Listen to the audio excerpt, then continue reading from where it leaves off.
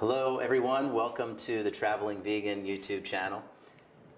I am Phil Nikozissis. I'm the best-selling author of Have Laptop Will Travel, and today is a very special day here on this show because I am here with Dr. Brian Clement. We are here on location at his very own Hippocrates Health Institute in West Palm Beach, Florida, where he is the co-director with his wife, Anna Maria Clement.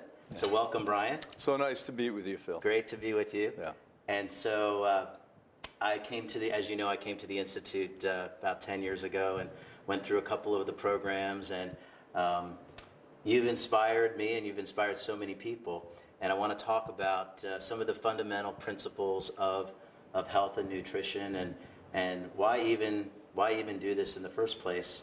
Why shouldn't we just go along with how we were raised and eat the foods that we were raised on? What's the problem in the world today and with as it relates to our food choices?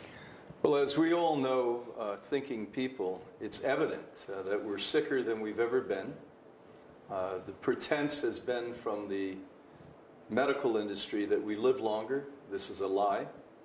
In the last 5 years, we've reduced 3 years lifespan.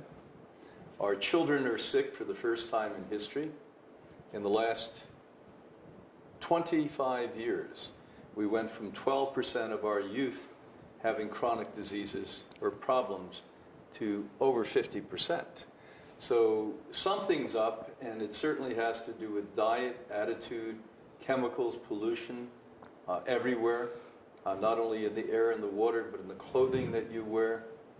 It's unbearable when you know as much as you know now, and I know, and you as I have traveled the world and seen that America have exported so many great things. This has been a great beacon of light in the world, but we've also spewed a lot of nonsense out there, our McDonald's, etc.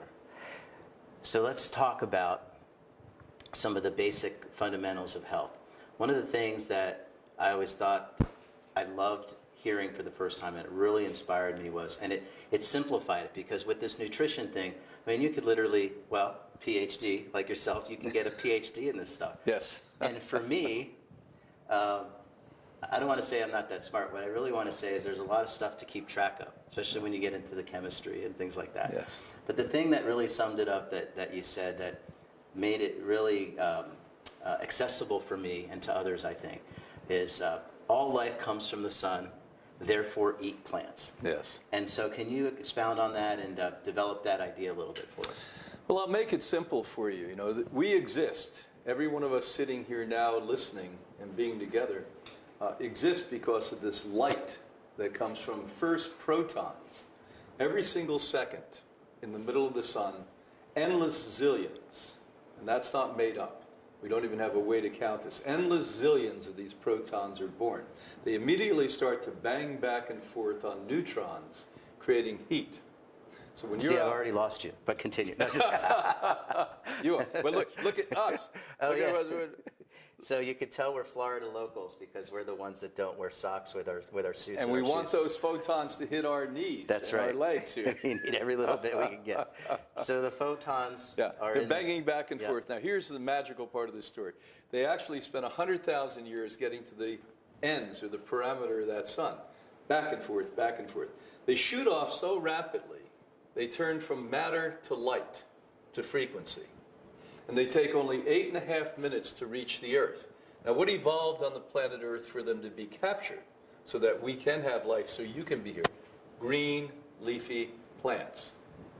All life comes from the sun. Eat plants. That's incredible.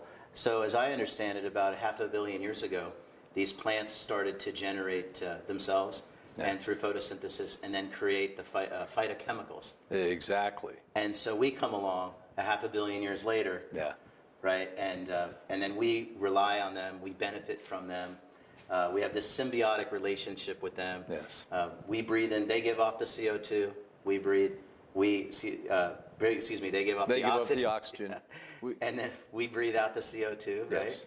And we benefit from them. And unlike animals, the way I always like to look at it, unlike animals, if they could talk, and they do talk in ways when they scream, when they don't want to. They would do anything to get out of the situation that they're in, Yeah.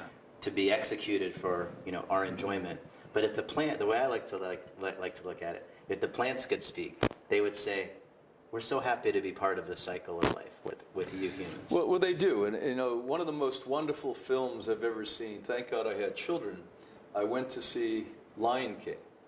And in there was a term that I use when I'm educating even doctors at main universities around the world, the cycle of life. And we're part of that cycle of life. And we have gotten so far away from that cyclical pattern at this point. As you've mentioned, taking the life of another animal, then killing that animal and eating it and thinking that's healthy for you. Now, this is the result of cancers and heart disease and diabetes, and the list goes on, obesity. Number two, if you can do that to an animal, it's not a stretch to do that to a human, to do it to your partner. And we do that, don't we? And we do it to our Yeah. children. I mean, we have to have organizations now that people come together because they've been abused. And we have to have refuge for women and their children when a man comes home and abuses them. It's a very sad state of affairs when we have the ability to love and to be loved, and that's really what all of us want. But because we've made these missteps, and violence is part of our so-called social normality, it is going to have a repercussion. As you know, when you travel to countries in the East, they actually talk about karma. And our friend who you know, Dr. Esselstyn, Sure. said it so well. We were on a lecture tour in Europe, and he stood on a stage at a medical school, and he said, the reality is we think we're getting away with eating and consuming the flesh of another creature, and the end result, it comes back to us. And we are doing odd things like taking veins from the back of your legs and splicing them into your heart. And that's perfectly normal. But if you say, eat a plant-based diet, you're the weirdo, they say. They say you're extreme. Yes. Okay. So if all life comes from the sun, therefore eat plants. And then and this is the one that we're in the middle of this so-called pandemic. We're now 6 months into the 2-week to flatten the curve, okay? Remember that from 6 months ago, right? Oh, absolutely. And nowhere do any of these experts, and I'm talking medical doctors and all kinds of the so-called experts. Now, the thing about the experts that I've heard you say, which I love, is the experts don't tell you what they don't know. Yes. I want to know and you want to know what they don't know. Exactly. But I digress. Number two is all health centers around the immune system. Yes. Therefore, eat plants.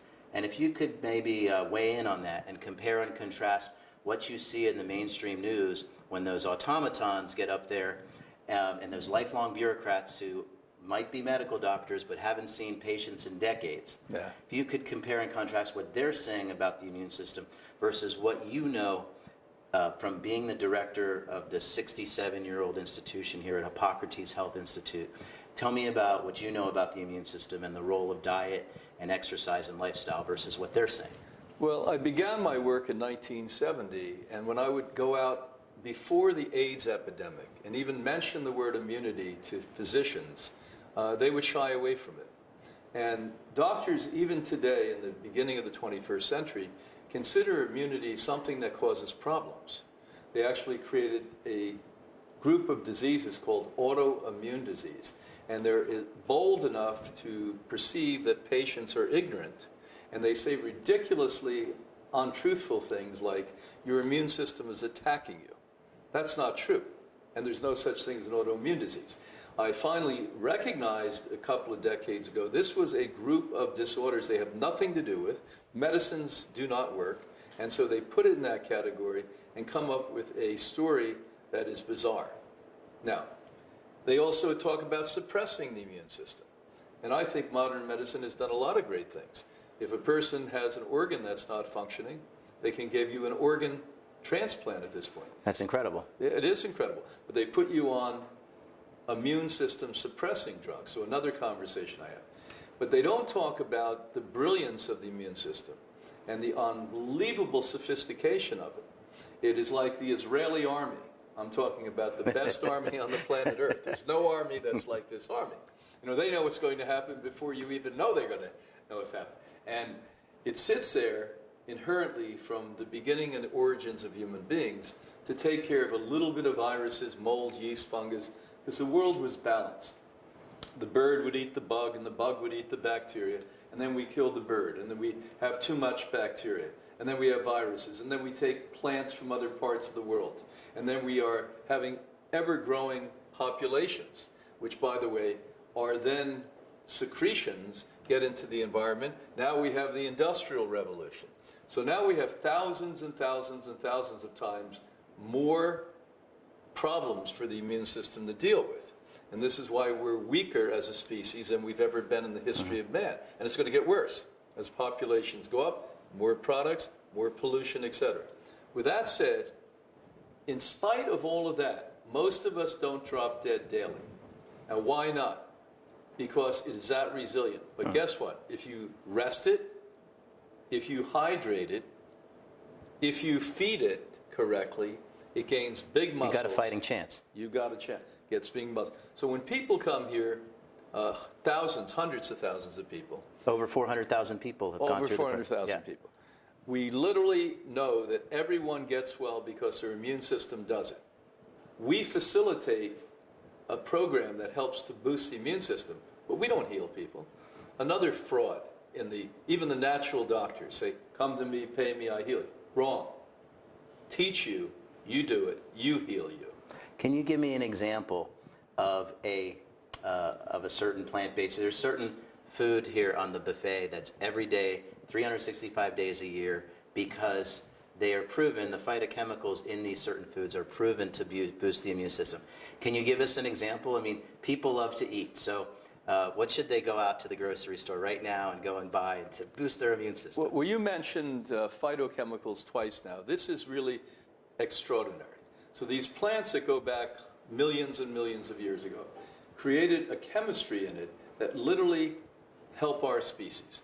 It fights cancers and viruses and mold and yeast and fungus and helps heart disease and diabetes. The list goes on. It's endless. And the more we study this in laboratories at universities globally, the more stunning it is. We actually see that there's not one disease in the world that plants cannot reverse and prevent. So with that said, which plants have the most power that are the least expensive, most available, and everyone should eat them? Germinated nuts, seeds, grains, and beans. Even if you're not eating a plant-based diet, at least incorporate sprouts into your diet, into your salads. Make juices out of it.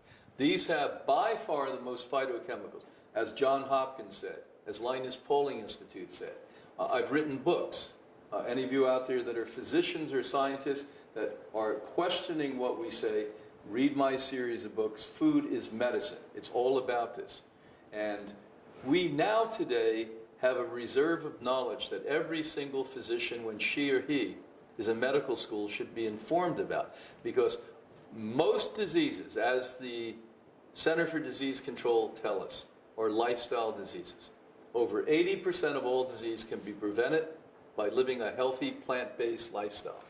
It's interesting because people, I've put on a few pounds. I've been doing some weightlifting, and people used to ask me all the time. They do less so, I think, also because the information is out there. Yeah. People say, well, where do you get your protein? Well, I'm not Arnold Schwarzenegger, but I guarantee you, if I was to pose it, you would not question my protein source. Yes. So I turn it around on them. I say, well, I get my protein from the same place that the animals do, which is from the plants. And then further to your point is, from what I understand, I don't think in the United States one person has been admitted in the hospital for a protein deficiency. No. But almost everyone is in the hospital because of an adverse reaction to an animal protein. Absolutely. So it's like what you said, what's normal is abnormal. When everybody's saying one thing, look at the opposite, and that's usually the situation. That's true. And that leads me into the next idea, which is, this is the one that I have the most trouble with, which is do the things that are good for you and don't do the things that are bad for you, therefore eat plants. Yeah. And as you know, in the last, I'll say 5 years, I'll call them meat analogs the copycat foods Yes, have come out. We've got the Impossible Burger, we got the Beyond Meat, and I'm not ready to give those foods up yet. I enjoy them. I do all the vegan stuff, but I also enjoy, especially if I go out to dinner. And the problem is, what you say, I've heard you say to people, it's a good bridge for people to transition. Yeah. But for me, it's been a bridge to nowhere. And so, what would you say to people who are you can go to Whole Foods and you've got these orange chicken, which is made from soy. It's like a deep fried from Quar. Oh yeah, Quorin, and then there's Gardein. Yes. And all of these. So this didn't exist a couple. You were dealing with people that come and then just switch to plants, and that's one thing. But now, as somebody who's a thought leader in the vegan space and dealing with and trying to help people from all over the world, how are you dealing with that? Is that something that's come on, and how's their blood work compared to? Well, their blood work is not as healthy as a person on an organic, mostly living or greatly living plant-based diet. But let's get back to the question you have. Here's Phil, you're sincere, you've made this your life, you've written a great best-selling book, you've actually lectured in several countries around the world to help people understand this, but you're being honest, which is wonderful. You struggle personally. So there's 3 reasons for that. Number 1, we have the mommy factor. Is this going to get into the shrink? Are you going to shrink me now? No. You and everyone else listening, Please including go ahead. myself when I began all of this. Believe me, I was the same. Please go ahead. So the mommy factor is that your mom, who loved you, and I happen to know your mom. Great lady, right? Great lady. We have lots of people who haven't been loved, but we were loved, told you meat is good for you. And she was portraying her love through foods that you and I have learned, and she's actually learned now. My parents are now vegan. So They're vegan. For 5 years now. They're poisoning you. So that's deep. That's just, you're still, remember, 85% of who we are, our personalities, develop before we're 6. And that's also why people don't like to have their food choices questioned. You bet. That's a hurdle right there. But continue on with that. Then you have social normality. So here you are. I'm sure most of your friends aren't vegans. Correct. Okay. So now you're going to go out and eat with them. And you go to a normal restaurant, and some of the better restaurants today may understand, they're conscious enough, they'll have a Beyond Burger there, but they won't have a sprout salad. They won't have a juice made of organic vegetables. So the compromise is that. So you have the social pressures of that too. But the last one I think is the most important, that we have symbiosis in a negative way with our cultures worldwide. People are unconscious, that the world works unconsciously. That's why we have pandemics. That's why we have war, hatred, racism, sexism, impoverished people. This is why we have all of the problems we have. Now, with that said, to live consciously in an unconscious world takes an awful lot of tough work, spiritual increment. And if you're eating food that makes you less aware, it makes you feel more comfortable in the sick culture. Say that again, please. If you're eating food that forces consciousness, awareness, you raise above the waterline. Now you see, you're not under the water. Yeah. It's very difficult to be there. So it's an easier choice to make unconscious food choices. So it makes you under the waterline. Maybe you're not as deep under the water as a meat and eater is, but you're still under the water. And I struggled with the same thing, Phil. I mean, I'm sitting here half a century later doing what I do. But believe me, it's a path. Everybody's been on a path. When I got out of Hippocrates 10 years ago, I decided I could be a vegetarian. Yeah. And I went down that road, and it was, I was gained more weight and was the heaviest I'd ever been my whole life as a vegetarian. The cheese, of course. The cheese, yeah. So, you try to make deals with yourself. Exactly. And, the problem is once you have a cheat day here and there, the next thing you know, you're right back to the standard American It's like diet. an alcoholic saying, I'll only take a half of I'm not an alcoholic, I'll only take a half. Right. But, it's tough. But you've got to come to that realization. And there's nothing wrong with trying to do the best. There's something wrong when you don't try at all. I like that. Yeah. Say that again. There's nothing wrong when you're trying hard and trying to do the best. There's a lot wrong with not trying. I like that. Did everybody hear that? That is a life lesson right there. That is a teachable moment.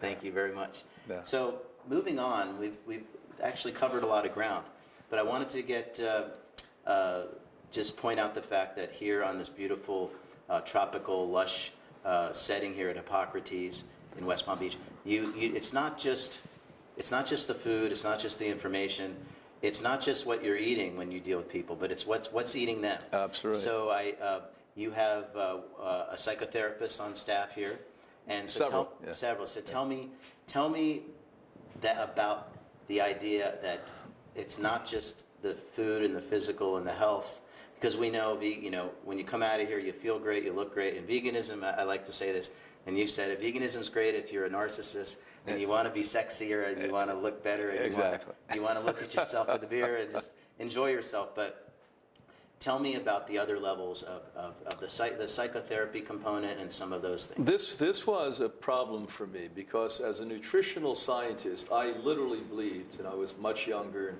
certainly far more egocentric, that if you changed a diet, everything would work. And then I had to wake up the year I became director in 1980, because now I was no longer one of the helpers. I was the guy in charge. So I would put people on diets, and they would be eating perfectly the way I said, and still be sick. And I started to notice, reluctantly, that they would tell me stories about how they had horrible marriages, or they hated their job, or they just had a major accident, or somebody beat them up. And so I was forced into... Or the wife that had lived her whole life living for others. Exactly. And now she didn't know what to do with herself. That's a big lie. I've heard big that story. one. Yeah. Always hear that story. So women, listen closely to what Phil said. So I was forced to then recognize that something I used to consider foo-foo, psychology, was actually maybe as important, and now I realize more important than anything else. So I interviewed psychotherapists, finally got an incredible, not because I knew what I was doing, I was lucky. Well, my dad always said I'd rather be lucky than good. You're not kidding. And so I always took that to heart, and I think there's a lot to say for that. But I want to be lucky and good. Well, yeah. So there you go. But once you're good, often you know how to be lucky. So it's a price. Yeah. So I watch it here, because you went through the sessions.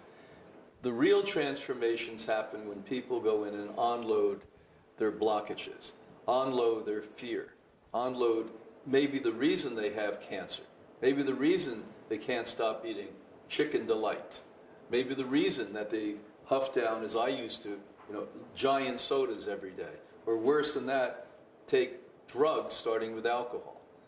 These are the things that people have to, you don't just do these haphazardly, or they're not... There's an underlying reason. There's always an underlying reason. And so with that said, when we work on people here at the deepest levels and the most practical levels, and when they can find out who they really are, go back to that little girl, the little boy, where they had joy and happiness and love, and they were able to do anything, and they explored the world, then they heal. And of course, food is part of that. You can't feel good about yourself and pollute yourself, as you said earlier. You can't feel good about yourself and not exercise. If you want to feel good and look good, it's not just about eating a vegan diet. You can be a little skinny vegan and not be looking very well. You have to develop muscle. You have to develop strength. You've said it many times. There's a lot of unhealthy vegans out there that give us a bad name. And most of them are, by the way. Most of them are. Most of them are.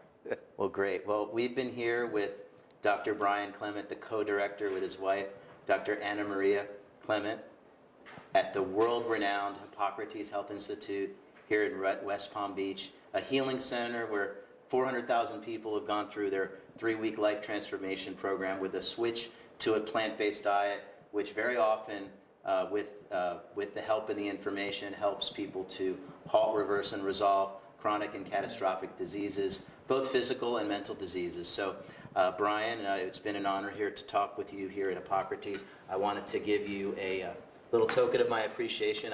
I signed a copy of my book for you. Thank you. And my book, which I think you say you've read it. Yes. And if you you can also buy it on audiobooks and ride around and listen to it in the car. It's 9 hours of my voice reading it. Oh, well, I'm not sure I would do that. So And you've written many books, and as they say, writing a book is the hardest thing, is the closest thing a man will ever come to childbirth. But after reading for 9 hours, I was definitely convinced of that. And so, and you read the book, and you know there's a lot of adventure in here. And, Oh, yeah. And it was #1 in 7, and I say this not to brag, it was #1 in 7 countries, sold over 6,000 copies with little or no marketing. And I think the reason is, and the reason I wrote the book, is I wanted to inspire people to live a CAPE life. Yeah. CAPE, celebratory, adventurous, purposeful, and extraordinary. Now, wait a minute. Say that again. Everyone out there, listen closely. Cape. Say it again. A CAPE life. I want to inspire people through this book. I hope to inspire people to live a CAPE life. Celebratory, adventurous, purposeful, and extraordinary.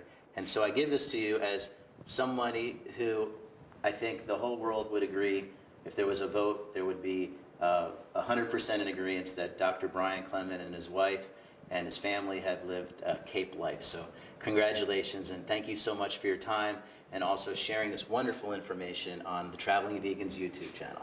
Be well, everyone.